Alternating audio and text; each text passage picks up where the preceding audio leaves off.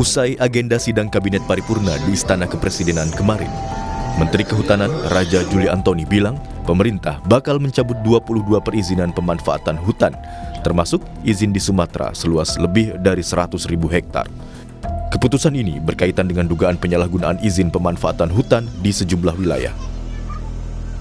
Atas petunjuk Pak Presiden, saya akan mencabut 22 PBPH, perizinan berusaha pemanfaatan hutan di yang luasnya sebesar 1.012.016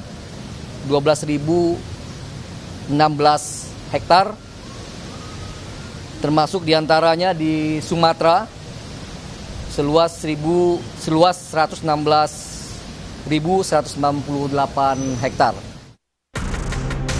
Usai bencana banjir dan longsor di sejumlah wilayah di Sumatera, Satuan Tugas Penertiban Kawasan Hutan atau Satgas PKH mengidentifikasi sebuah perusahaan bernama PT TBS yang terindikasi menyebabkan banjir Sumatera. Satgas PKH mengungkap, PT TBS diduga terlibat pembalakan liar yang menyebabkan kayu gelondongan di banjir Sumatera. Sejauh ini, Bareskrim telah memeriksa 16 saksi dari PT TBS. Bahwa ini sudah ada satu yang ditangani oleh Bareskrim Polri atas nama perusahaan PT TBS. Tetapi dari laporan anggota Satgas PKH tadi, kita sudah mapping perusahaan-perusahaan mana saja penyebab bencana ini. Sudah diketahui identitas, sudah diketahui lokasi, sudah diketahui kira-kira perbuatan pidana seperti apa yang terjadi. Sementara itu, Kapolri Jenderal Listio Sigit Prabowo bilang sudah ada satu korporasi yang naik ke tahap penyidikan dan ada 2 korporasi lain yang segera naik ke tahap penyidikan berkaitan dengan dugaan tindak pidana pembalakan liar penyebab bencana banjir Sumatera. Kita sudah menaikkan sidik satu korporasi dan kita sedang mendalami proses yang lain. Kemungkinan ada 2 lagi yang akan kita naikkan. Nanti secara bertahap kita akan terus bekerjasama dengan Kementerian Kehutanan. Namun yang jelas pemeriksaan di lapangan saat ini terus berlanjut. Saat ini, Satuan Tugas Penertiban Kawasan Hutan atau Satgas PKH telah memetakan puluhan perusahaan yang diduga menjadi penyebab terjadinya bencana banjir dan longsor di sejumlah wilayah di Sumatera.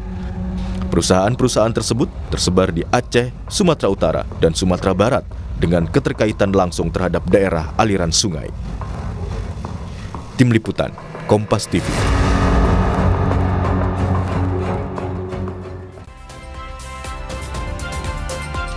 Saudara, puluhan korporasi tengah dalam pemetaan Satuan Tugas Penertiban Kawasan Hutan atau PKH karena diduga menjadi penyebab terjadinya bencana banjir dan longsor di sejumlah wilayah di Sumatera.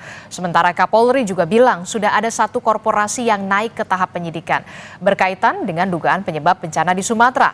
Lalu seperti apa temuan-temuan di lapangan dan bagaimana pula proses perizinannya? Kita akan bahas bersama dengan juru bicara Satgas PKH, Barita Simanjuntak, dan juga ada Ketua Tim Kampanye Hutan Greenpeace, Ari Rompas, telah bergabung bersama kami melalui sambungan daring. Selamat pagi, Assalamualaikum Bapak-Bapak.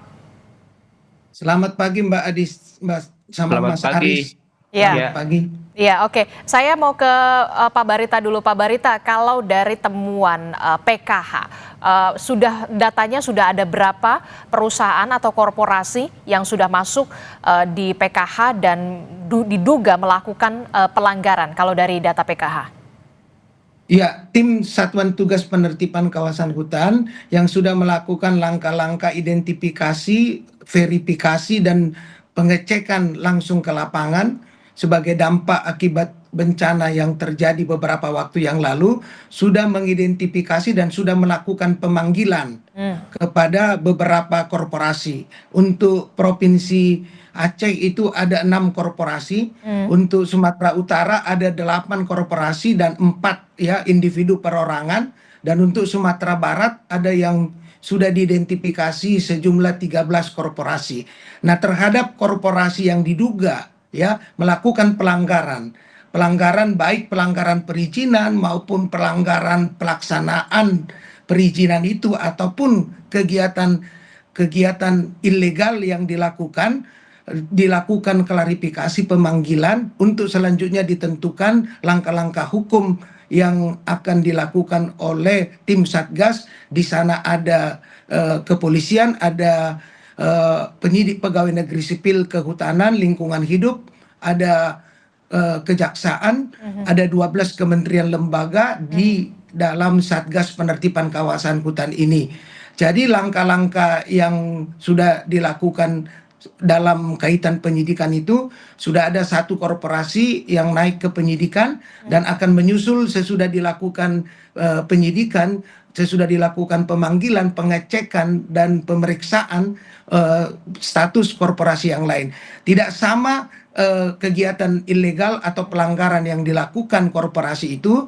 Ada yang memang tidak memiliki izin, ada yang melakukan pembalakan liar, ada yang melakukan perambahan di kawasan hutan lindung atau hutan konservasi, itu macam-macam. Tetapi yang jelas, korporasi yang kami sebutkan tadi memiliki peranan signifikan sehingga menimbulkan terjadinya bencana banjir, dan tentu saja secara hukum Satgas Penertiban Kawasan Hutan bekerja sama dengan institusi penegak hukum yang ada di dalamnya, Mbak Adis, akan bekerja untuk memastikan pertanggungjawaban dari korporasi maupun individu, baik secara pidana maupun secara administratif. Administratif itu artinya peninjauan kembali, evaluasi terhadap perizinan-perizinan tadi yang disinggung Mbak Adis. Bagaimana itu keluar, bagaimana pelaksanaannya, dan bagaimana evaluasinya selama ini. Sehingga tata kelola pengawasan hutan kita itu ke depan akan lebih baik dengan regulasi dan tata kelola yang diperbaiki dan dievaluasi berdasarkan keadaan yang ada sekarang, sehingga ini diharapkan tidak terulang lagi dan pengawasan serta perlindungan terhadap kawasan hutan kita bisa jalankan efektif. Begitu Mbak Adis. Oke, saya ingin tahu, tadi kan Anda menyebutkan kalau di Aceh itu ada 6, kemudian di Sumatera Utara itu ada 8, terus termasuk juga ada individu juga, kemudian di Sumatera Barat juga banyak. Korporasi-korporasi yang tadi Anda sebutkan ini masuk ke dalam korporasi yang dicabut izinnya oleh Menteri Kehutanan Raja Juli Antoni, 22? Ya, itu adalah bagian dari langkah administratif di mana Kementerian Kehutanan, penyidik pegawai negeri sipil yang ada di sana juga ada di dalam koordinasi di dalam Satgas. Sehingga langkah-langkah administratif berupa pencabutan izin termasuk evaluasi perizinannya secara administratif itu langkah yang dilakukan oleh otoritas kehutanan. Tidak menutup proses pidana yang sementara sudah berjalan penyidikan yang Mbak Adis, terus khususnya untuk memberikan rasa keadilan dan kepastian hukum pada masyarakat yang mengalami dampak dari akibat banjir ini. Serta satu lagi yang tidak kalah penting adalah pemulihan keadaan. Satgas Penertiban Kawasan Hutan juga melakukan penghitungan kerusakan lingkungan serta kerugian dari masyarakat untuk dipertanggungjawabkan oleh korporasi yang diduga melanggar terhadap sehingga menimbulkan bencana ini terjadi. Jadi itu simultan dilakukan dan kita harapkan dalam waktu singkat ini bisa segera diselesaikan, serta kedepannya yang tadi evaluasi terhadap regulasi di mana ada celah kerawanan agar tidak lagi ada praktek-praktek yang menyimpang dari tugas yang harus dijalankan demi menjaga dan memelihara kawasan hutan kita sebagaimana sudah diperintahkan oleh Presiden maupun Ketua Pengarah dari Satgas ini, Menteri Pertahanan bersama dengan Jaksa Agung, Kapolri, dan Panglima TNI. Begitu Mbak Adis. Saya ingin tahu selanjutnya begini, selama ini sebenarnya mekanisme perizinannya itu seperti apa, termasuk juga soal pengawasan yang dilakukan oleh Satgas PKH? Ya, Satgas PKH itu dibentuk berdasarkan Peraturan Presiden nomor 5 tahun 2025 yang ditandatangani 21 Januari 2025. Jadi coba Mbak Adis bayangkan Presiden itu dipilih dan dilantik pada Oktober 2024 kemarin. Maka beliau dalam waktu 3 bulan sudah bisa memetakan bahwa masalah hutan kita itu di sektor hulunya perizinannya itu ya memiliki kontribusi terhadap permasalahan hutan. Nah, benar saja kemudian terjadi pada November kemarin. Jadi artinya ini juga adalah bagian yang harus terus-menerus dievaluasi, ya baik secara internal oleh otoritas terkait, baik itu kehutanan maupun agraria tata ruang maupun ESDM, sehingga praktek-praktek ilegal di kawasan hutan kita itu bisa ditertibkan. Praktek ilegal dimaksud adalah perizinan yang tidak sesuai atau perizinan yang tidak ada, ya pembalakan liar, penambangan liar, dan aktivitas lain. Ini semua harus dikembalikan dan didudukkan pada ketentuan regulasi, sehingga evaluasi, monitoring, pengawasan negara terhadap praktek itu dasarnya adalah peraturan perundang-undangan yang mengatur tata kelolanya. Begitu Mbak Adis. Oke, sebelum kasus ada soal bencana 3 provinsi ini, apakah kemudian Satgas PKH memang sudah melakukan penyelidikan atau kemudian ketika bencana ini terjadi baru kemudian ada pencabutan izin? Oh, itu sudah dilakukan semenjak keluarnya peraturan presiden ini. Antara lain yang bisa saya sampaikan adalah satu, penagihan denda administratif terhadap perusahaan yang melanggar, ya itu sudah berhasil itu menagih triliunan rupiah, itu satu. Yang kedua, Satgas telah berhasil melakukan penguasaan kembali kawasan hutan yang dikelola secara tidak sah, itu seluas 3,828.272 hektar.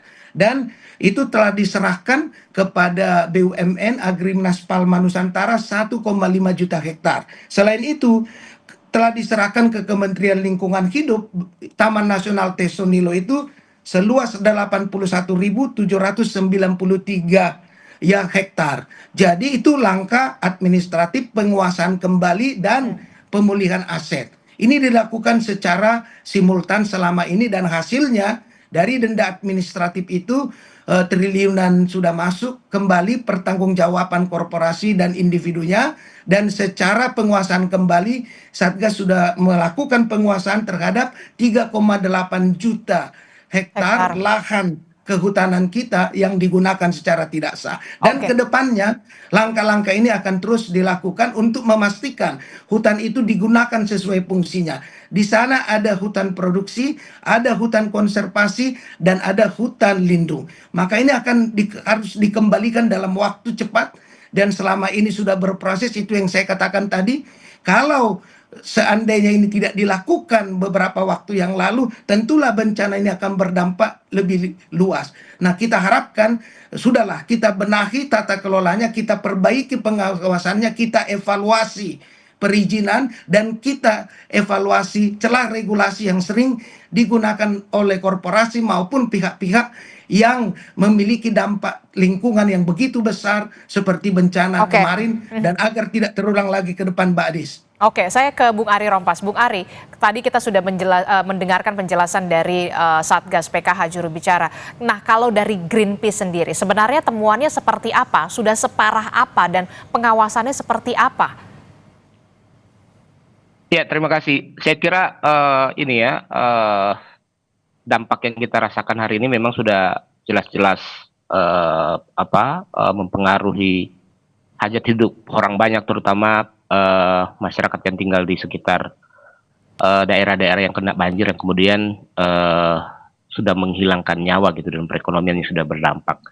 Nah, artinya memang ini sudah urgensi untuk dilakukan. Harapannya tidak ada lagi janji-janji politisi gitu ya, untuk kemudian mencoba memframing bahwa kejadian-kejadian ini adalah kejadian bencana alam, dan kemudian melemahkan persoalan-persoalan utamanya gitu. Karena persoalan utamanya adalah krisis iklim, di mana manusia itu yang menjadi penyebab utama. Tapi memang kita harus lihat lebih dalam siapa manusia-manusia itu yang harus bertanggung jawab. Tentunya kerusakan ini diakibatkan oleh kebijakan-kebijakan lingkungan, kebijakan-kebijakan pengelolaan sumber daya alam yang memang itu sudah lama diabaikan, sudah lama kemudian dikeruk oleh segelintir orang, yang kemudian hari ini dirasakan gitu oleh masyarakat, khususnya yang tinggal di daerah-daerah yang rentan. Nah, dari temuan kami ada sekitar 1.300-an perizinan yang ada di wilayah lokasi di provinsi ini ya. Dan saya kira mungkin temuan Pak Satgas Pak Barita dan kawan-kawan itu seharusnya sudah lama. Dulu kita punya one map policy kok. Kita punya one map policy, ada punya perizinan-perizinan yang sudah bisa diidentifikasi di mana lokasinya, bahkan siapa pemiliknya. Nah, itu yang seharusnya sudah harus dilakukan saat ini gitu ya. Meskipun ada upaya-upaya penegakan hukum, tapi penegakan hukum ini hanyalah salah satu alat. Tapi prosesnya ada di kebijakan, political will, bagaimana kita mengelola sumber daya alam kita yang berkelanjutan. Nah, apa itu pengelolaan sumber daya yang berkelanjutan? Berarti memang harus dimulai dari kebijakan-kebijakan yang memang lebih progresif untuk melindungi hutan kita. Meskipun kata Pak Barita tadi, Pak Presiden sudah tahu ini, tapi statement-statement politik, statement-statement ke publiknya itu bahwa deforestasi, jangan takut terhadap deforestasi. Inilah fakta-fakta yang kemudian kita hadapin saat ini. Nah, ini memang harus ada di kepala Pak Presiden untuk mengubah kebijakan yang lebih progresif untuk melindungi sumber daya alam kita dan hutan kita. Karena melindungi sumber daya alam, sumber daya hutan kita melindungi kepentingan nasional, melindungi hajat hidup orang banyak, termasuk hak hidup orang banyak untuk hidup dalam kondisi lingkungan yang baik gitu. Nah, dari temuan-temuan kami memang Pak Menhub sudah mengumumkan ada 20 ya. 22. Dan saya kira itu adalah 22 ya.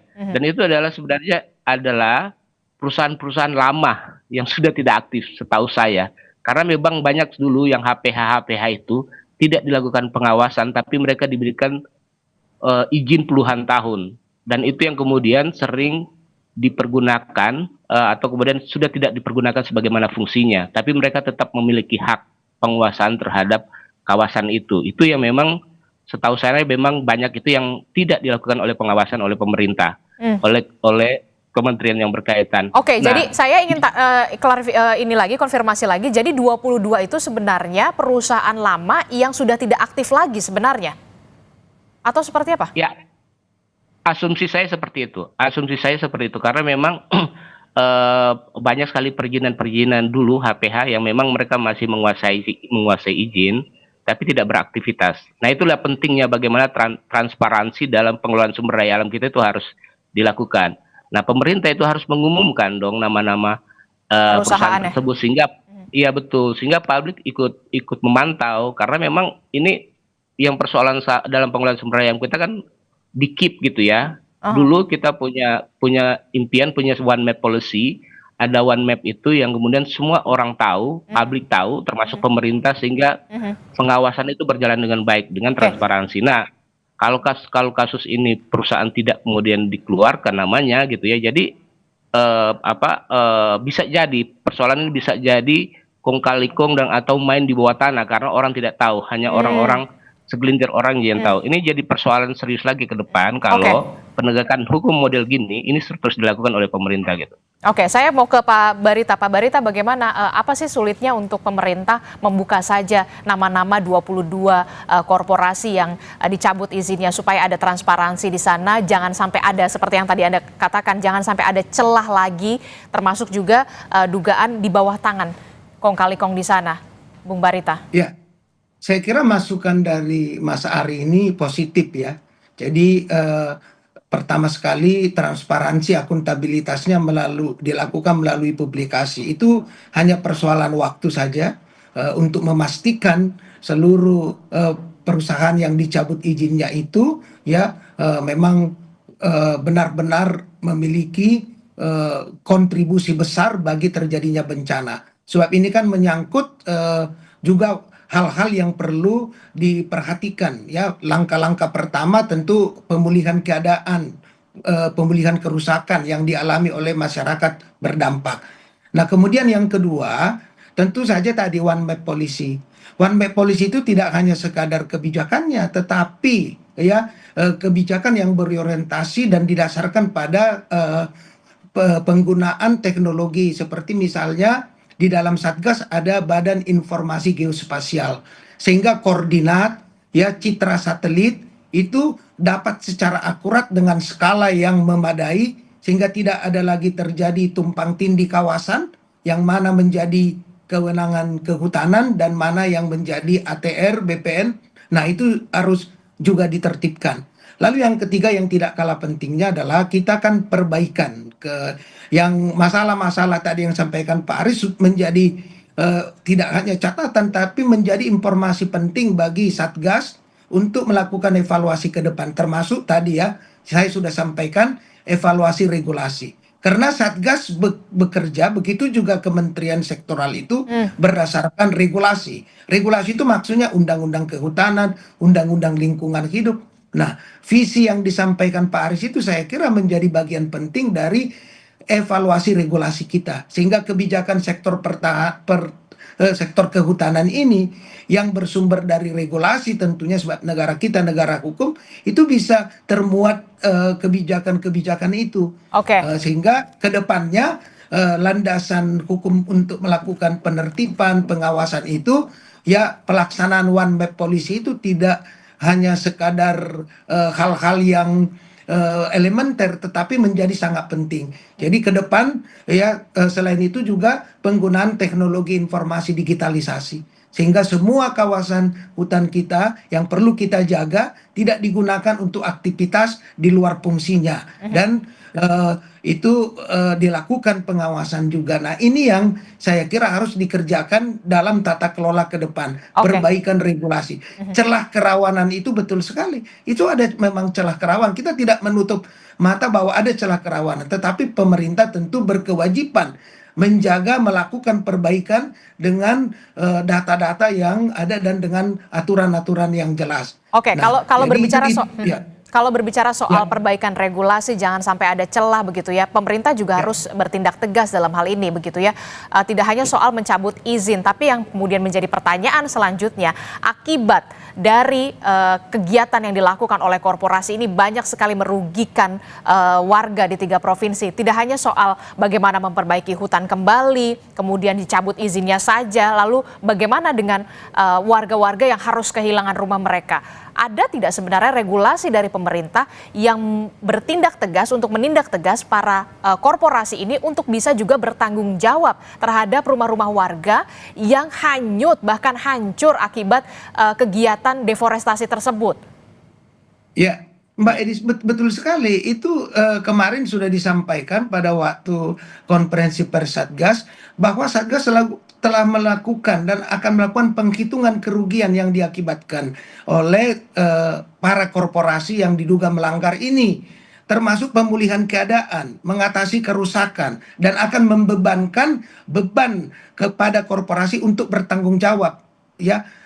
Dalam pemulihan keadaan dan mengatasi kerusakan sarana fasilitas termasuk masyarakat berdampak. Nah, itu satu yang sudah diputuskan untuk segera dilaksanakan ke depan. Memang situasi ini memerlukan waktu, tetapi langkah-langkah cepat memberikan kepastian, keadilan, dan juga penindakan itu harus dijalankan berbarengan dengan proses tata kelola pembenahan yang bisa kita lakukan dalam beberapa waktu berikutnya. Tetapi pemulihan keadaan, mengatasi bencana ini, memberikan rasa keadilan adalah langkah-langkah yang telah ditegaskan oleh pemerintah untuk segera dilakukan dalam mengatasi permasalahan ini dengan segera dan cepat.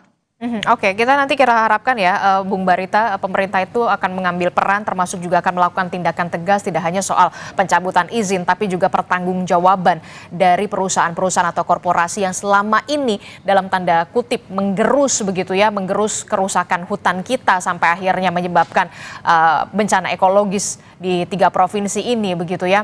Banyak sekali warga yang harus kehilangan rumah mereka. Nanti kita akan tunggu bagaimana langkah. Sedikit. Oke, silakan Bung Ari. Ini penting sebenarnya. Ini penting karena memang yang kemudian harus dikejar itu adalah dalam konteks penegakan hukum ya. Karena di Undang-Undang Tata Ruang kita sebenarnya itu juga mengatur asas-asas perdata dan pidana. Dan orang-orang yang memberikan izin atau melakukan aktivitas di luar tata ruang yang diberikan itu bisa mengejar sampai kepada pidana korporasi, termasuk pidana pejabat yang memberikan izin. Dan kalau kemudian itu mengakibatkan kehilangan nyawa itu lebih besar, bahkan pejabatnya bisa dicabut gitu ya. Nah ini yang harus diperluas lagi dalam konteks penegakan hukum. Jadi bukan hanya soal korporasi, tapi pejabat-pejabat yang memberikan izin, melakukan pengawasan dan kewenangan itu juga harus bertanggung jawab terhadap bencana banjir ini. Jadi jangan sampai tebang pilih, dan ini akan berdampak bencana yang lebih besar lagi kalau dalam konteks penegakan hukum itu dilakukan secara tebang pilih gitu. Jadi memang kita harus lihat semua korporasi semua yang ada di sana, kemudian dilihat sebenarnya mereka sesuai dengan tata ruang, kemudian juga dilihat aktivitas ilegalnya seperti apa, dan itu yang kemudian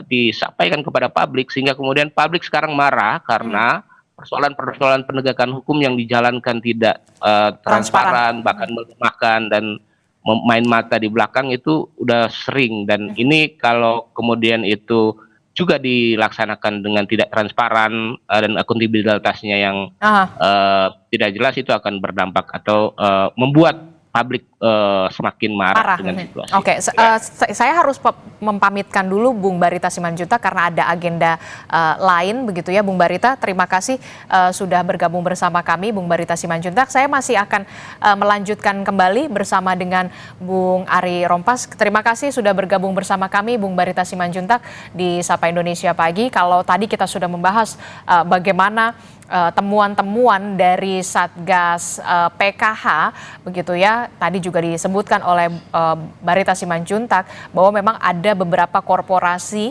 yang sudah dimintai klarifikasi. Salah satunya adalah di Provinsi Aceh ini sudah ada 6 korporasi, kemudian di Sumatera Utara ada 8, termasuk ada juga 4 dari individu begitu ya, dan di Sumatera Barat juga angkanya juga catatannya juga bahkan belasan korporasi juga sudah dimintai klarifikasi.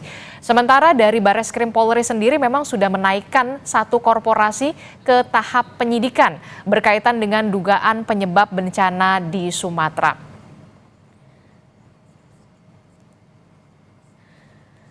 Kami berterima kasih kepada juru bicara Satgas PKH, Barita Simanjuntak, sudah bergabung bersama kami di Sapa Indonesia Pagi. Selamat pagi Bapak, sehat selalu. Selamat pagi, terima kasih Mbak Adis. Yakinlah bahwa penegakan hukum ini akan berjalan secara transparan, akuntabel, dan akan mencari, mengejar siapa yang bertanggung jawab, baik korporasi maupun individu, sesuai dengan saluran hukum yang ada. Terima kasih Mbak Adis, terima kasih Mas Ari. Selamat pagi. Selamat pagi Bapak. Nanti kita akan lanjutkan lagi dialog kita bersama dengan Ketua Tim Kampanye Hutan Greenpeace Ari Rompas. Saudara, seperti yang kita tahu saudara, puluhan korporasi ini dalam pemetaan Satuan Tugas Penertiban Kawasan Hutan karena diduga menjadi penyebab terjadinya bencana banjir dan juga longsor di sejumlah wilayah di Sumatera. Sementara kalau dari sisi hukum, Kapolri ini juga sudah bilang sudah ada 1 korporasi yang naik ke tahap penyidikan berkaitan dengan dugaan penyebab bencana di Sumatera. Kementerian Kehutanan melalui Menteri Kehutanan Raja Juli Antoni usai rapat paripurna kabinet di Istana mengatakan bahwa ada setidaknya 22 perusahaan yang dicabut izinnya terkait dengan pemanfaatan hutan. Tapi yang kemudian ditunggu oleh publik adalah pengumuman sebenarnya korporasi-korporasi mana saja yang sudah dicabut izinnya. Transparansi dan juga penindakan tegas dari pemerintah pusat benar-benar ditunggu oleh warga saat ini, apalagi sudah menyebabkan bencana di Sumatera. Saya akan berbincang kembali bersama dengan Ketua Tim Kampanye Hutan Greenpeace, Ari Rompas. Bung Ari masih bergabung bersama kami, Bung Ari. Ya, maaf tadi. Iya, Bung Ari tadi Pak Barita sudah Bung Barita sudah izin terlebih dahulu karena ada agenda. Jadi kalau dari kacamata Greenpeace sendiri, sebenarnya evaluasi apa yang harus segera dilakukan dalam hal kebijakan, termasuk juga soal aturan yang kemudian mendukung dari proteksi hutan kita? Bung Ari.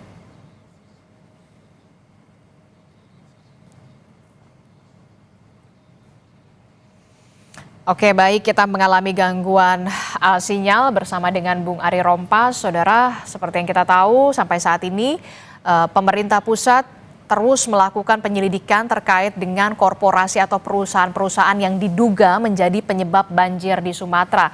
Seperti yang tadi kita perbincangkan bersama dengan Satgas PKH mengatakan bahwa memang ada beberapa korporasi yang sudah dimintai keterangan atau dimintai klarifikasi, saudara.